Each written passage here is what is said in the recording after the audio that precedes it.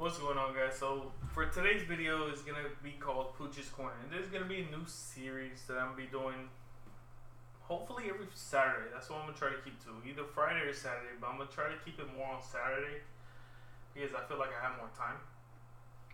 But with these videos, I'm gonna be gathering up the week's news and everything that I deem worth talking about.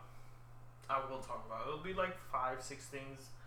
Maybe less depending on how much news is out there. But for this week, there's quite a bit of news. So anyways, I'm going to start things off with Telltale's is shut down. This sucks. And especially I just read this part right here. That Telltale's was working on season 2 of Game of Thrones, and also The Wolf Among Us season 2. I played part 1 to season 1, and I wasn't that big of a fan. I was a fan of the Walking Dead one. The Game of Thrones one, and Walking Dead, obviously. But I found out right now that they were gonna do Stranger Things. Oh man, if they would have done Stranger Things, I would have brought that day one and everything. Oh, this sucks. Anyways, it especially sucks that all these people that got laid off, they would have to find new jobs. Now it's coming out that they weren't even getting paid overtime. They didn't get their severance. It's just very unfortunate for that whole team. Now also, I thought they were doing good.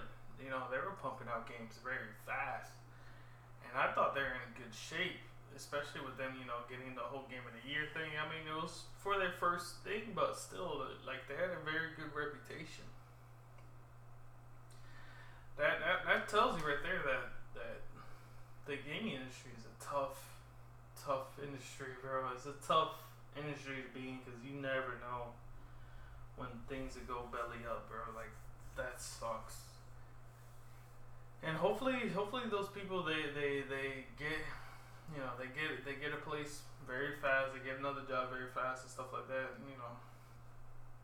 It's extremely unfortunate. Anyways, next up is PSX is not happening 2018. To be honest, they really don't need to unless they're gonna be like PlayStation 5 coming 2020 or whatever. They really don't need PSX because they showed gameplay for The Last of Us 2. They showed gameplay for Ghost of Tsushima. They showed gameplay for Death Stranding, but due to Kojima being all weird and everything, we still don't know what the hell it is. They showed gameplay to I know they got like 4 games left. They showed way too much gameplay for Days Gone, so I don't want to see no more. I just want the game. I don't want to see no more gameplay. They got like an hour gameplay and then another hour gameplay out there, and I thought it was the same one, and I clicked on it and it's a different one. Oh my gosh, bro. Too much. That is them really trying to market this game, but I feel like they need to do it differently, like show mechanics of the game, show what you can do and stuff like that, not showing too much. Like, I feel like when you're running into, like, you got two to 3 hours worth of gameplay out there, it feels like it's just too much, you know what I mean? But anyways, maybe you guys feel different, maybe you guys enjoy seeing hours upon hours of gameplay before you buy the game. I personally don't. I would just, if you give me like a good 30 minutes in total, with trailers, gameplay walkthroughs and everything like that, I'll be totally fine, bro. But hours. Anyways, it's not happening. They really don't have no need to, because this generation is pretty much over. Unless, like I said, they're announcing the new hardware, or even if it's like different type of hardware. I mean, they could announce the PlayStation Classic, which brings me up to the next news. PlayStation Classic is coming out. It feels like it's a cash-in. They're trying to, come off the hype of Nintendo. I feel like the Nintendo hype is pretty much gone. Who knows? Because there is rumors that the Nintendo 64 Classic is coming. I'm skipping out on it. I mean, I'm sorry. I had great memories with the Nintendo 64. First time I played Zelda. Super Mario 64. Whoa. First time I played Smash Bros. The first Smash Bros. Mario Kart 64. Like, Donkey Kong. Oh, man. I can't believe they haven't even made a Donkey Kong like that. Like, when you had the multiple characters, and with each character they get new equipment or whatever, and you get to reach new heights in the island or whatnot. I forgot. I believe it's an island. Might be. I don't know. Anyways, the game was super fun. It had multiplayer. I love the multiplayer with Diddy Kong, with the two pistols, and then Donkey Kong with the like a. I believe you hold it like this. It's like a bazooka, or you might have hold. I don't know. Anyways, that game was extremely fun. But thinking about old games, I got the Super Nintendo Classic or Mini, whatever you want to call it. I played it. I liked it. But then after a while, I'm like, okay, I'm good. I feel like I could have played it at a store. Like, oh man, this game was so good. Alright, let's move on. Let's go get the milk and whatever that we need to get. You know what I mean? Like, I feel like I'm not going to be sitting here. I was on in, like, if I was to play Spider-Man, I played the heck out of that game. Like, if I was to play Spider-Man, you know, trying to finish the game and playing it and really enjoying myself, I'm not gonna be like that with these old nostalgic games, these old dusty games. Yeah, they were good. It had its time. It's over. Make new games. But anyways, they're just trying to cash in on the big hype of the whole nostalgic feel of the games. I am interested to see what kind of games are gonna be put on there, but whatever, it is what it is, because like some of the big games that they already got remastered, like Crash, and now Spyro's getting remastered.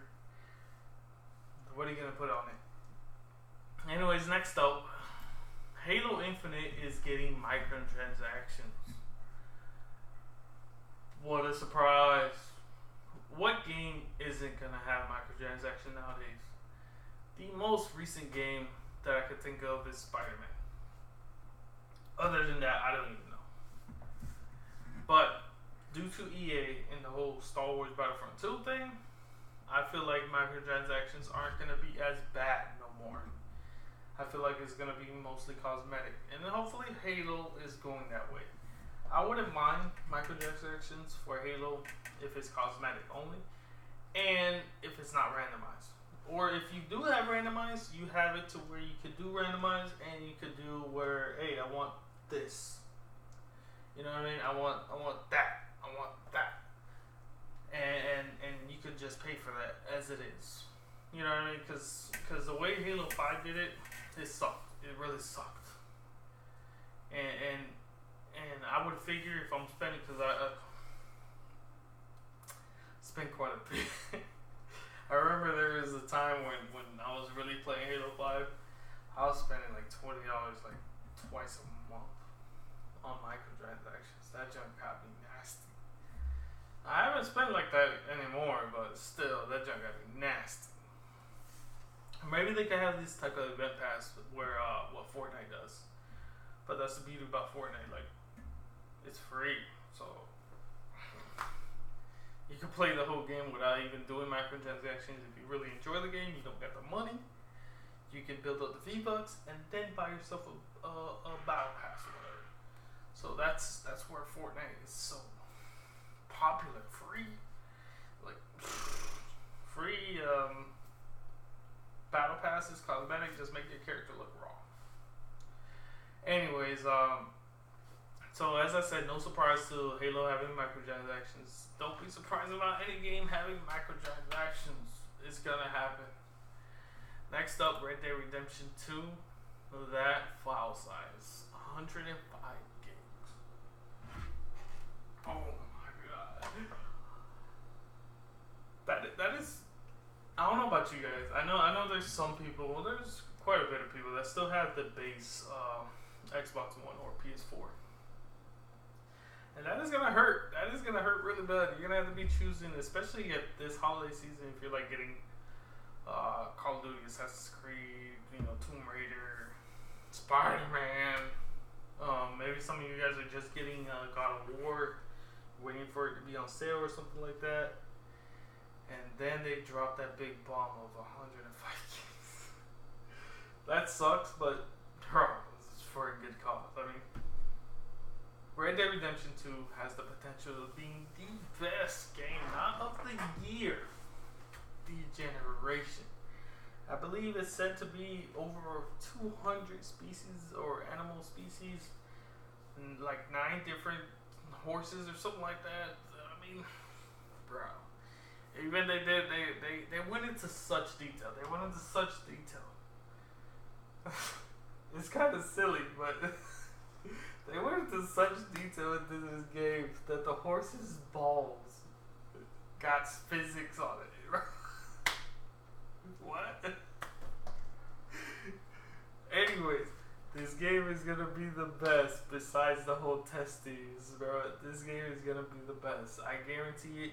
Rockstar has not let me down. From GTA 4, Red Dead, even LA Noire. Oh man, LA Noire shined. It was underrated. Max Payne, like that whole generation, they were rocking every game they put out, and I can't believe they didn't put out nothing this whole generation. This is pretty much their first game. You can't even count GTA 5 because it was the last generation game. Anyways, bro, get your wallets ready. This game is gonna be the best. I feel it to my core. It's gonna be the best. But 105 gigabytes is a pretty large size, so I suggest you guys start thinking about what are you guys gonna start clearing out, and maybe hurry up and beat those games that you haven't beat before this game comes out. I believe we got like 4 weeks, so get ready, guys. And last but definitely not least, Fortnite has made PlayStation give in. Did I say in this video that Fortnite is just too big, or is it? I don't know. Anyways, if I didn't, Fortnite is too big. Too big to ignore, bro. Too big to ignore. Like, you got, I believe last month it hit, or last week, it hit like 78 million players daily or something like that. Some crazy number.